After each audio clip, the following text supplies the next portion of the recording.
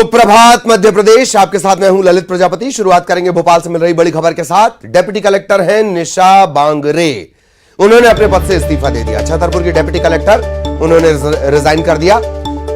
वजह क्या थी? वजह और चौंकाएगी। सरकार से उन्होंने घर के उद्घाटन कार्यक्रम में शामिल होने की अनुमति मांगी, राज्य सरकार से अनुमति मिली नहीं, लिहाजा रिजाइन कर दिया। प्रमुख सचिव सामान्य प्रशासन विभाग को हाथ से लिखा पत्र उन्होंने भेजा है। डिप्टी कलेक्टर निशा बांगरे पद से इस्तीफा उन्होंने दे दिया है। छतरपुर की डिप्टी कलेक्टर है। घर के उद्घाटन कार्यक्रम में शामिल होने के लिए उन्होंने परमिशन मांगी, छुट्टी मांगी, मिली नहीं, लिहाजा निशा बांगरे अग्रवाल इस्तीफा उन्होंने दे दिया, रिजाइन दे दिया।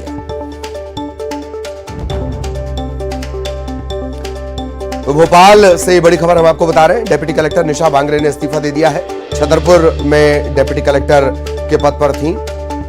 घर के उद्घाटन कार्यक्रम में शामिल होने की अनुमति इन्होंने मांगी, अनुमति मिली नहीं, छुट्टी मांगी, छुट्टी मिली नहीं, रिजाइन कर दिया।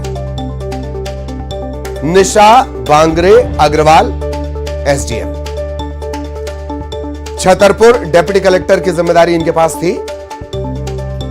बाकायदा हाथ से लिखा हुआ पत्र जो इस्तीफा है वो इन्होंने प्रमुख सचिव सामान्य प्रशासन विभाग को भेजा है।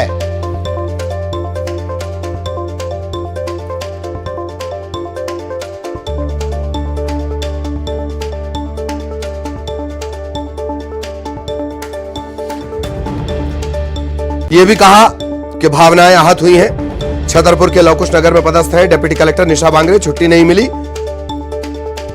एसडीएम पद पर तैनात है। जाना चाह रही थी बैतूल के आमला में, 25 जून को कार्यक्रम था, अनुमति मांग रही थी, मिली नहीं। वो आहत है इस बात से, उन्हें उन्हीं के घर के उद्घाटन के लिए मौका नहीं मिल रहा है, इस बात से दुखी थी। लेटर में लिखा, उपरोक्त विषयांतर्गत मैं सूचित करना चाहती हूं, मेरे स्वयं के मकान उद्घाटन शुभारंभ कार्यक्रम में विभाग द्वारा उपस्थित न होने के विषयांतर्गत पत्र से मैं हृदय की गहराई से अत्यधिक आहत हूं। उक्त कार्यक्रम में विश्व शांति दूत तथागत बुद्ध की अस्थियों के भी दर्शन लाभ की अनुमति न देने से मेरी धार्मिक भावनाओं को अपूरणीय क्षति पहुंची है। अतः मैं अपने मौलिक अधिकार, धार्मिक आस्था एवं संवैधानिक मूल्यों से समझौता करके अपने डिप्टी कलेक्टर के पद पर बने रहना उचित नहीं समझती हूं। इसीलिए मैं डिप्टी कलेक्टर के पद से आज दिनांक 22 जून 23 को तत्काल प्रभाव से इस्तीफा देती हूं। अच्छी राइटिंग में उन्होंने लिखा है। पूरा मामला दरअसल यह है, डिप्टी कलेक्टर बांगरे, उनका पत्र भी हम आपको दिखा रहे हैं। शैलेंद्र भदौरिया हमारे सहयोगी हमारे साथ जुड़े हुए हैं। शैलेंद्र के पास आपको लिए चलेंगे। शैलेंद्र, अपने ही घर के उद्घाटन शुभारंभ की अनुमति नहीं मिली एक, लेकिन बड़ा पेच जो उन्होंने डाला है धार्मिक आस्था शब्द लिखकर। शैलेंद्र, बिल्कुल ललित, क्योंकि उनके घर का उद्घाटन 25 जून को एक आयोजित है और उस दौरान जो है अंतर्राष्ट्रीय सर्वधर्म सम्मेलन भी आयोजित किया गया था और उसमें जाने की अनुमति उन्होंने सामान्य प्रशासन विभाग से मांगी थी। बाकायदा पत्र लिखा था और उसके लिए छुट्टी मांगी गई थी, लेकिन जिस तरीके से सामान्य प्रशासन विभाग ने उन्हें छुट्टी देने से इनकार कर दिया था और यही कारण है कि इस बात से आहत होकर उन्होंने कल अपना इस्तीफा दिया है। मूलतः बैतूल जिले की आमला की रहने वाली निशा बांगरे वर्तमान में छतरपुर जिले के लवकुश नगर में डिप्टी कलेक्टर एसडीएम के पद पर कार्यरत थी और उन्होंने जिस तरीके से पत्र लिखा है और उसमें धार्मिक भावनाएं आहत होने की बात कही है, कहीं न कहीं एक गंभीर आरोप जो है वो सरकार पर लगाए हैं। उन्होंने कहा कि अपने ही मकान के उद्घाटन में और बौद्ध धर्म के कार्यक्रम में उनको जाना था और लेकिन उस कार्यक्रम में जाने की अनुमति नहीं मिली है। ऐसे में वह अपने पद से इस्तीफा दे रही हैं। हालांकि इसके पीछे एक कारण जो है वो और बताया जा रहा है। हालांकि इस कारण को उन्होंने चिट्ठी में जिक्र नहीं किया है, लेकिन जो राजनीतिक हल्के जानकार हैं वो ये बताते हैं कि बैतूल जिले की आमला सीट से वह चुनाव भी लड़ना चाहती हैं और उन्होंने जिस तरीके से पहले भी उनसे इस बात ये कहीं हुई थी तो उन्होंने ये कहीं कुछ ऐसा तो नहीं कि उनकी सक्रियता, अगर मैं गलत नहीं हूं तो शादी का इनका जो तरीका वो चर्चाओं में रहा और धार्मिक और इस तरह के आयोजनों में बहुत ज्यादा सक्रिय रहती हैं। भले ही भोपाल और छतरपुर की जिम्मेदारियां मिलती रही हों, पर आमला में और बैतूल में इनकी सक्रियता बनी रहती है। क्या इसके इर्द गिर्द ये बातें तमाम की जा रही हैं शैलेंद्र?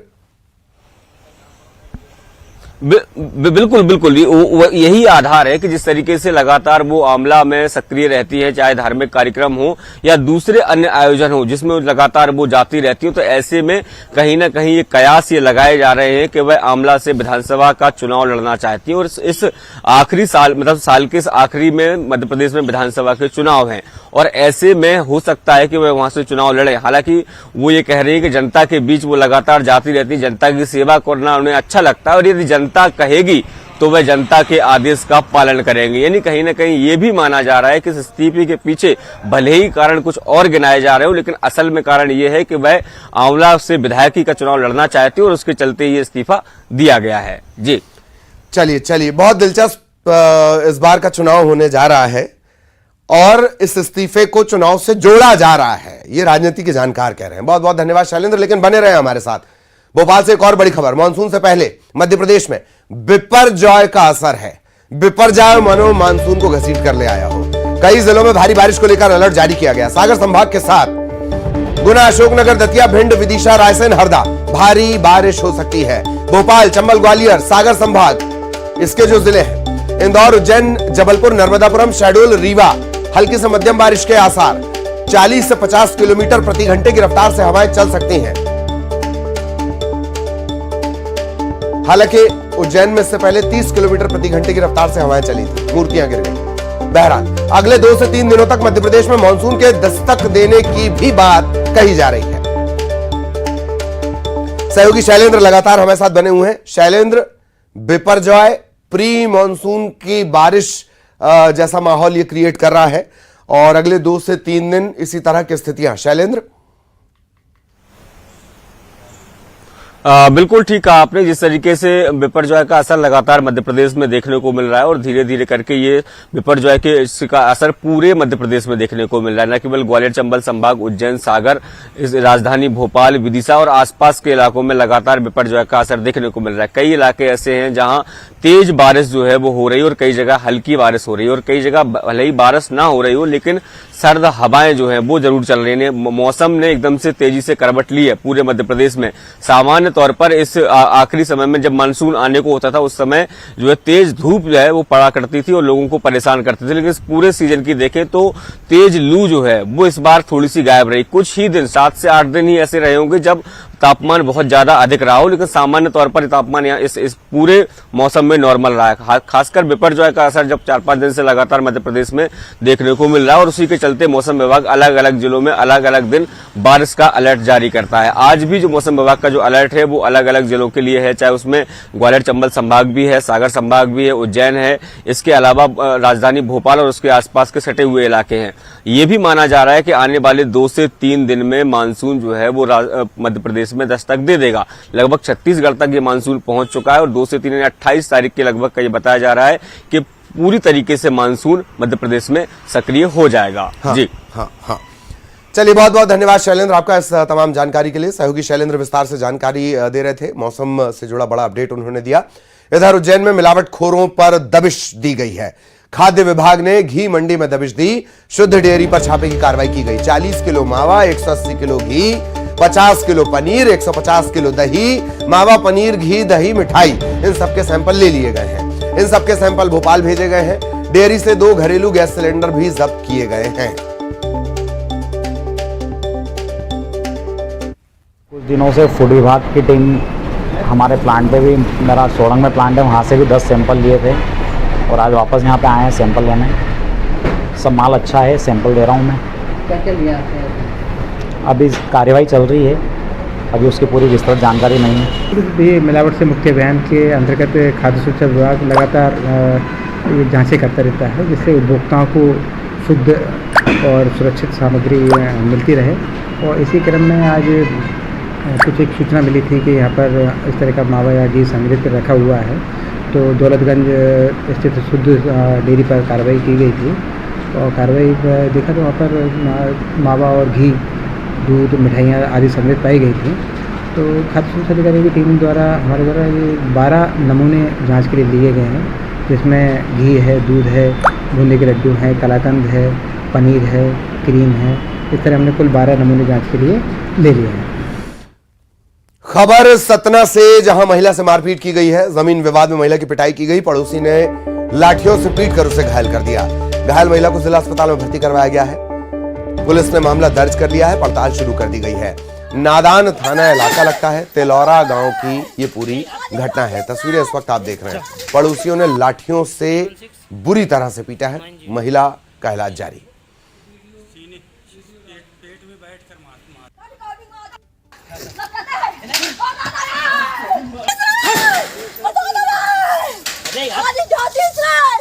चल 7690।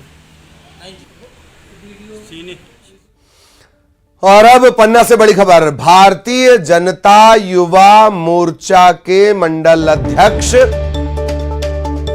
शराब तस्करी करते गिरफ्तार किए गए हैं। कार से 7 पेटी शराब मिली है। देसी कट्टा बरामद हुआ है।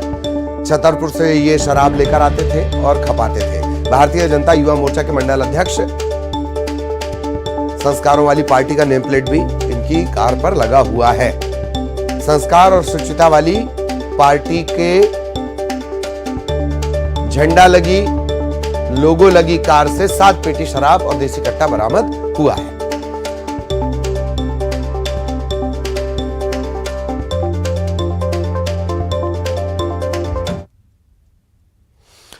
इधर सीहोर से बड़ी खबर मिल रही है। गिल्लौर गांव में सामूहिक विवाह सम्मेलन का आयोजन है और मुख्यमंत्री शिवराज सिंह चौहान इस कार्यक्रम में शामिल होंगे। मुख्यमंत्री कन्यादान योजना के तहत यह आयोजन होना है। कुल 468 जोड़े विवाह के बंधन में बंधेंगे। इतना ही नहीं, 38 मुस्लिम जोड़े भी इस में शामिल हैं, जिनका विधिवत निकाह होगा। कुल 468 जोड़ों में से 38 मुस्लिम रीति रिवाज से ये निकाह करेंगे। सीहोर के गिल्लौर गांव में ये आयोजन होना है। सतना जिले में लाडली बहनों के साथ बड़े फर्जीवाड़े का मामला सामने आया। जिले के हजारों महिलाओं को लाडली बहना योजना का पैसा कोई और मार ले गया। धोखाधड़ी तब उजागर हुई जब कुछ महिलाएं अपने रुपए निकालने के लिए बैंक पहुंची। पता चला कि महिलाओं की 1000 रुपए की राशि गुड़गांव के बैंक खातों में पहुंच गई है। रुपए निकाल भी लिए गए हैं। महिलाओं के मोबाइल में 2 मैसेज आए, 1 रुपए आने का, दूसरा निकालने का। बेबस महिलाओं ने कलेक्टर से इस बात की शिकायत की है। बहुत परेशान है सर। अकाउंट हम दूसरा खुलवाए नहीं, यहाँ आते रहे सिलाई सीखने और आधार कार्ड 2 फोटो यहाँ दिए थे तो उसके द्वारा दूसरा अकाउंट खुल गया है। और हम लाडली बहना फार्म भरे थे तो उसमें पैसे नहीं आए, दूसरा अकाउंट दी थी। लाडली बहना जो पैसा आया था ऐसी तो दिल्ली गुड़गांव में जाता, हम लोग को पहले मालूम नहीं। हम सोचे पंजाब बैंक में वो करे थे तो पंजाब बैंक में नहीं आया। सब लाडली बहना से वो दिल्ली गुड़गांव में जा रहा। हम लोग के आदमी बोलते कहाँ खाता खुलवाए, हम बोले पंजाब में खुलवाए। अब गाली गलूज देते हैं, बोलो कहे जाकर नीति मुश्किल से जाके बात करो। एक्चुअली उन्होंने पहले कौशल विकास योजना में खाता उनका खुला था, तो खाता उन्हीं के नाम से है, उन्हीं के आईडी है, उन्हीं का आधार कार्ड, उन्हीं का डीबीटी है उसमें है और उन्हीं के मोबाइल नंबर भी दर्ज है। लेकिन चूंकि वो खाता खुला था उसके बाद उन्होंने कभी उसको देखा नहीं तो वो दूसरा खाता यूज करते थे। तो जब मैसेज आया उन्होंने देखा कि मैसेज तो आया हुआ है लेकिन जिस खाते को यूज कर रहे हैं उस खाते में पैसा ना करके दूसरे खाते में है जो कि उन्हीं के नाम से है। वो अलग बात है कि वो सतना से बाहर की बैंक में एनरोल्ड है तो उनको हम सतना में ट्रांसफर करा दें। इधर रोजगार मेले में शामिल कंपनियों का फर्जीवाड़ा सामने आया है। शासन और प्रशासन हिल गया, ऐसा फर्जीवाड़ा। मामला सीहोर के भैरुंदा तहसील का है। लगभग 1 दर्जन युवक युवतियों को कंपनियां हैदराबाद ले गई और फिर उन्हें बंधुआ मजदूर बनाकर बर्तन धुलवाए गए, शौचालय साफ करवाए गए। बंधक बनाए गए युवक युवती जैसे तैसे भागकर भैरुंदा लौटे। परिवार वालों को आप बीती सुनाई। काम के दौरान दूषित भोजन खाकर कुछ युवक बीमार भी हो गए। एक बीमार युवक जफर मंसूरी को उसका इलाज कंपनी ने नहीं करवाया। घर लौटे इस युवक की इलाज के दौरान मौत हो गई। परिजनों ने कैपिटल कंपनी पर गंभीर आरोप लगाए हैं।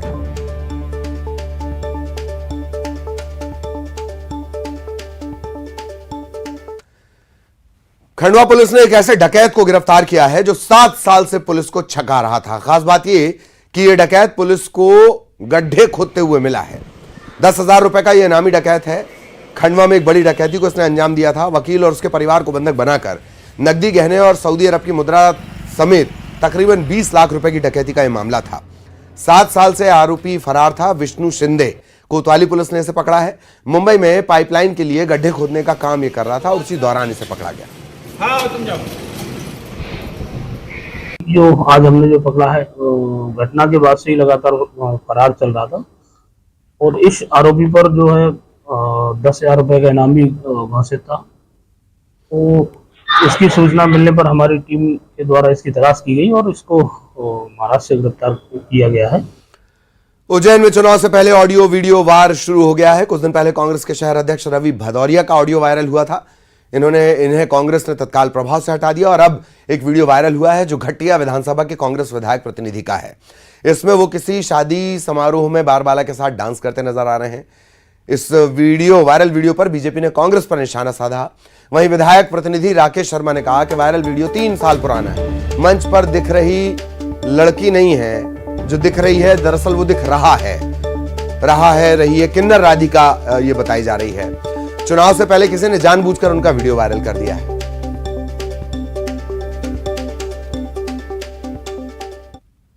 शर्मा जो कि विधायक रामलाल मालवीय का प्रतिनिधि है, वो जिस प्रकार से महिलाओं के साथ में नृत्य करते हुए और उनके साथ अभद्रता करते हुए, हाथ पकड़ के खींचते हुए और बदतमीजी की पराकाष्ठा करते हुए उस सोशल मीडिया के वायरल वीडियो में दिख रहा है, उससे कांग्रेस का दोहरा चरित्र स्पष्ट हो गया है। खरगोन जिले की बड़वाह में नगरपालिका के अतिक्रमण हटाओ मुहिम के विरोध में व्यापारी उतर गए हैं। दरअसल नगरपालिका सड़क की नालियों पर किए गए अतिक्रमण को हटा रही थी। इसके विरोध में व्यापारियों ने अपनी दुकान के बाहर मुख्यमंत्री शिवराज सिंह चौहान और भाजपा के चुनाव चिन्ह कमल के फूल पर क्रॉस का निशान लगा दिया, जबकि पूर्व मुख्यमंत्री कमलनाथ के फोटो पर राइट का निशान लगाया। व्यापारियों का कहना है कि जो व्यापारियों को परेशान करेगा वो प्रदेश पर राज नहीं कर पाएगा।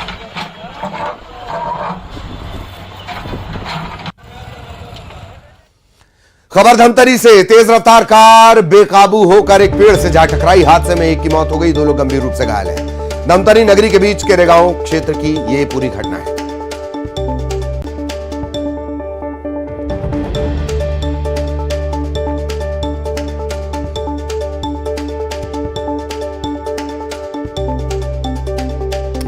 बड़ी खबर धमतरी से, तेज रफ्तार कार बेकाबू हो गई, पेड़ से जा टकराई। इस हादसे में एक की मौत हो गई, 2 लोग गंभीर रूप से घायल हुए। धमतरी नगरी के बीच केरेगांव थाना क्षेत्र की पूरी घटना।